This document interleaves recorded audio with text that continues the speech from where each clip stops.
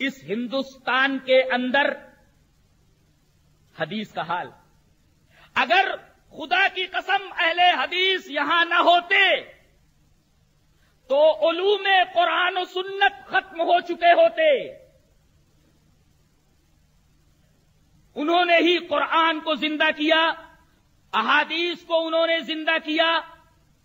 اگر یہ نہ ہوتے تو میں بالکل بجا کہہ رہا ہوں کہ علوم قرآن و سنت ختم ہو چکے ہوتے. انہوں نے ہی بتایا کہ مقام نبوت کیا ہوتا ہے، انہوں نے بتایا کہ مقام رسالت کیا ہوتا ہے، انہوں نے بتایا کہ جناب محمد الرسول اللہ صلی اللہ علیہ وسلم کا مقام کیا ہے. انہوں نے ہی بتایا کہ اگر پیر جیلانی بڑے ہیں، بڑے رہیں، جنید و بغدادی بڑے ہوں گے، خواجہ گیسو دراز بڑے ہوں گے، جنید اور بایزید بستامی بڑے ہوں گے، خواجہ اجمیری بڑے ہوں گے، امام ابو حنیفہ بڑے ہوں گے، امام شافعی بڑے ہوں گے، امام احمد ابن حنبل بڑے ہوں گے، امام مالک بڑے ہوں گے، لیکن جناب محمد الرسول اللہ صلی اللہ علیہ وسلم کی نالین مبارک کی خاک کے مقابلے میں بھی ان کو نہیں کھڑا کیا جا سکتا. درود شریف پڑھیے. اللہم صلی علی محمد وعلی آل محمد کما صلیت علی ابراہیم وعلی آل ابراہیم انک حمید مجید. اللہم بارک علی محمد وعلی آل محمد کما بارکت علی ابراہیم وعلی آل ابراہیم انک حمید مجید. اہل حدیثوں نے بتایا کہ مقام رسالت کیا ہوتا ہے، اہل حدیثوں نے بتایا کہ مقام نبوت کیا ہوتا ہے اور جناب محمد الرسول اللہ صلی اللہ علیہ وسلم کا مقام کیا ہے. ورنہ لوگ مقام نبوت سے آشنا ہوتے، نہ آشنا ہوتے، مقام رسالت سے نہ آشنا ہوتے، نہ واقف ہوتے. یہ اہل حدیثوں کا بہت بڑا احسان ہے ہندوستانیوں کے اوپر. عجیب بات ہے، قاسمی صاحب فرماتے ہیں فقہ پہلے آئی، بخاری بعد میں آئے. انا للہ. یہ کیسی طفلانہ حرکت ہے، جیسے اس کا مطلب ہے کوئی مطالعہ ہی نہیں حضرت کا. اب میں یہ بتاتا ہوں کہ ہندوستان کے اندر رسول اللہ صلی اللہ علیہ وسلم کی وفات کے بعد، آپ کی موت کے بعد، شمع نبوت کی کرنیں لے کر کے کون لوگ آئے. میں یہ بتاتا چلوں کہ رسول اللہ صلی اللہ علیہ وسلم کی موت کے 4 سال بعد ہی حضرت عمر رضی اللہ تعالی عنہ کے دور مبارک میں عثمان ابن ابی العاص ثقفی رحمت اللہ علیہ، جنہوں نے 17 سال کی عمر میں اسلام قبول کیا اور سن 15 ہجری کے اندر ہندوستان تشریف لائے اور سورت کی بندرگاہ سے ہوتے ہوئے وہ بھروچ کے علاقے میں آئے اور گجرات کے اکثر شہروں کے اوپر انہوں نے حملہ کیا. صحابہ کرام کیا لے کر آئے تھے؟ حضرت عثمان ابن ابی العاص ثقفی رحمت اللہ علیہ کہ ان کے ساتھ 17 صحابہ کرام ہیں. یہ 17 صحابہ کرام کیا لے کر آئے؟ جواب دیجئے. حنفیت لے کر آئے؟ ارے حنفیت تو 80 کے بعد کی بات ہے. یہ لوگ 15 ہجری میں کیا لے کر آئے؟ حضرت عثمان ابن ابی العاص ثقفی. یہ 17 صحابہ کرام جو ہندوستان میں آئے، یہ کیا لے کر کے آئے؟ حنفیت لے کر آئے؟ نہیں. مالکیت لے کر آئے؟ نہیں. حنبلیت لے کر کے آئے؟ نہیں. شافعیت لے کر کے آئے؟ نہیں. پھر کیا لے کر کے آئے؟ نبوت کی شمع لے کر کے آئے، قرآن اور حدیث لے کر کے آئے. اور اس کے بعد حضرت علی کے دور مبارک میں پھر 3 صحابی آتے. سوال یہ ہے کہ یہ پھر 3 صحابی کیا لے کر کے آئے؟ قرآن و حدیث لے کر کے آئے. پھر حضرت معاویہ رضی اللہ تعالیٰ عنہ کے دور میں 3 حضرت علی کے دور میں آئے، 4 حضرت معاویہ کے دور میں آئے. میں پوچھتا ہوں حضرت معاویہ کے دور میں 4 صحابہ کرام جو ہے وہ کیا لے کر کے آئے؟ قرآن و سنت ہی لے کر کے آئے. اس لیے کہ اس وقت تو حنفیت تھی نہیں، مالکیت تھی نہیں، حنبلیت تھی نہیں، شافعیت تو تھی نہیں. اس کے بعد حضرت یزید رحمت اللہ علیہ کے زمانے میں ایک صحابی آئے، حضرت منذر ابن جارود عبدی. حضرت منذر ابن جارود عبدی حضرت یزید رحمت اللہ علیہ کے دور میں آئے. ظاہر ہے کہ یہ صحابی جب لشکر لے کر کے یہاں آئے تو کیا لے کر کے آئے؟ قرآن و سنت لے کر کے آئے. اور اس کے بعد اب سلسلہ شروع ہوتا ہے تابعین کا. تابعین سب سے پہلے 47 آئے، 47 یا تقریباً 42 اس طریقے کی تعداد میں یہ لوگ آئے. ان میں حضرت محمد ابن قاسم رحمت اللہ علیہ بھی ہے، یہ تابعی ہے. بتائیے محمد ابن قاسم رحمت اللہ علیہ سن 93 میں اب ولید ابن عبد الملک کے زمانے میں آئے. اس وقت حضرت امام ابو حنیفہ کی عمر کتنی تھی؟ 80 میں پیدا ہوئے، اس وقت ان کی عمر 12-13 سال کی رہی ہوگی.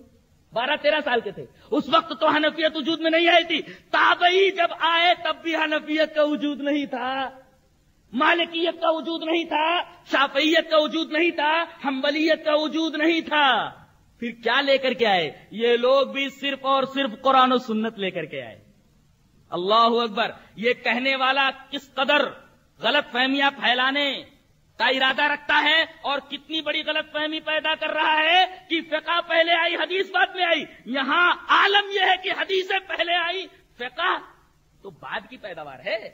فقہ تو بعد کی پیداوار ہے.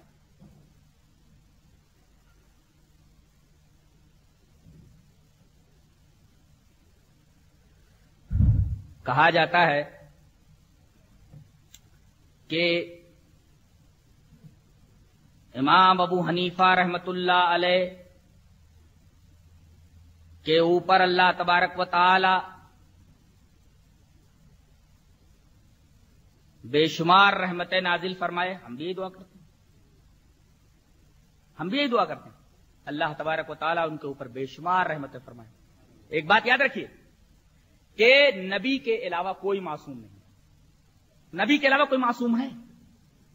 نبی اگر غلطی کرنے لگے تو آسمان سے اس کی رہنمائی ہو جاتی تھی. فرشتہ آتا تھا اور بتاتا تھا کہ آپ سے یہاں غلطی ہو رہی ہے، غلطی صحیح کیجیے آپ. اور یہ تمام صحابہ کرام کا عقیدہ ہے کہ نبی کی بات کو منوان تسلیم کر لینا ہی ایمان کا تقاضا ہے. غیر نبی کی بات کو لیا بھی جا سکتا ہے اور چھوڑا بھی جا سکتا ہے. دلیل ملاحظہ ہو. فتح المجید کے اندر حضرت ابن عباس کا قول نقل کیا گیا ہے. قول اس طریقے کا ہے، وان ابن عباس رضی اللہ تعالی عنہما قال یوشک ان تنزل علیکم حجارۃ من السماء یقول قال رسول اللہ صلی اللہ علیہ وسلم وتقولون قال ابو بکر و عمر.